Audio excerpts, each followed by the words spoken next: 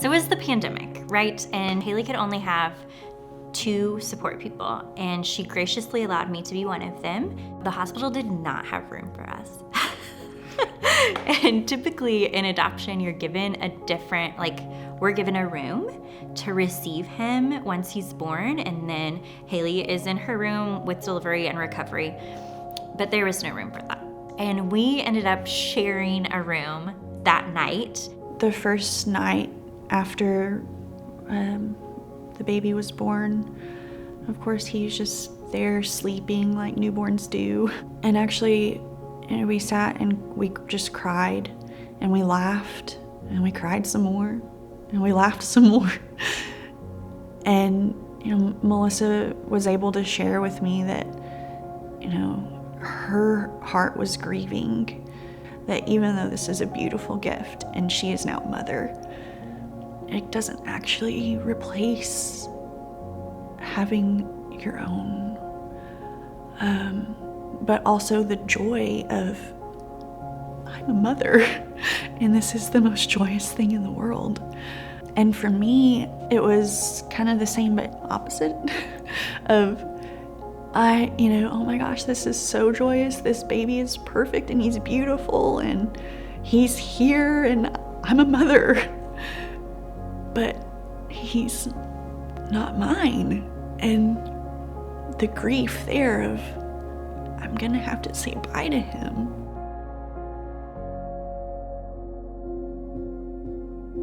When I first found out that I was pregnant, one of the first things that I thought of was parenting the child, and that quickly became something that I knew I wasn't going to be able to do. The next thought I had was to terminate the pregnancy. I had had an abortion before. I wasn't going to put myself through that again. I couldn't do that again. So at that point, I was still back to thinking that either I could parent or place the baby for adoption, which I didn't know anything about. It seemed very foreign. I just did an online, probably Google searched, free sonograms or pregnancy support, and the woman-to-woman clinic website came up. It's really hard to describe, just walking in somewhere and feeling like I'm safe here. There was no shame, no judgment, no nothing like that. It was just, hey, we're here for you. We want to help you. During my time with the counselor, I had told her that I was going to place the child for adoption. I told her that I had found an agency and that I was kind of learning about the process and starting the process. But she also really let me know that there was all sort of support for me, and if I chose to keep the child and parent, that I wouldn't be alone in that either. She also really encouraged me to look at more local adoption agencies. She's like, just call a few more. Really figure out what's going to be best for you. The support that Women to Women offers is unique and critical.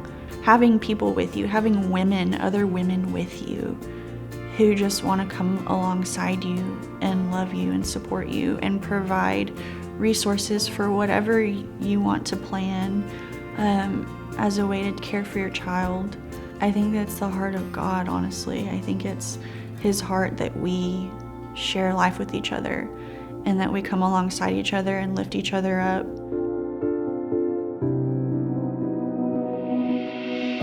My idea of what an adoption should be was that it was to be a closed adoption. Somehow in my mind I thought that was what I could deal with the best. When I got to meet Missy and Jim, Missy told me, if you never want to see us again, please don't choose us.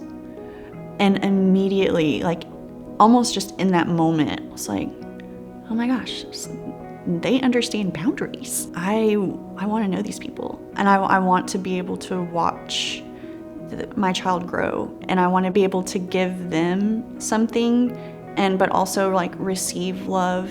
Our best case scenario was always that we would have a really strong relationship with a birth mother. because our parenting philosophy is as many caring adults in this child's life as possible, the better. I don't think my role as a mother is diminished at all by our child having their birth mother in their life. I think it's only added to. I mean, she's not crazy. She's not unsafe. She's like a wonderful, beautiful, intelligent, incredible person. So yeah, I want her in his life. When I placed for adoption, there was no regret. There still is no regret. I don't think that there ever will be.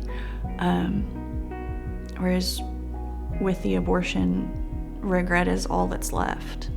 There's nothing else. There's regret, there's hatred, there's confusion, there's, for me it was, well, I don't matter and really nothing matters anymore. So with adoption though, it was very much that my life matters, this child's life matters. Instead of feeling powerless and hopeless, I felt empowered and hopeful. I would say to a woman who is considering adoption that you're stronger than you think, and a mother's love is something that is unchanged, whether the baby is in your arms every day, all day, or in the arms of someone else. There's no love lost. There's only love gained.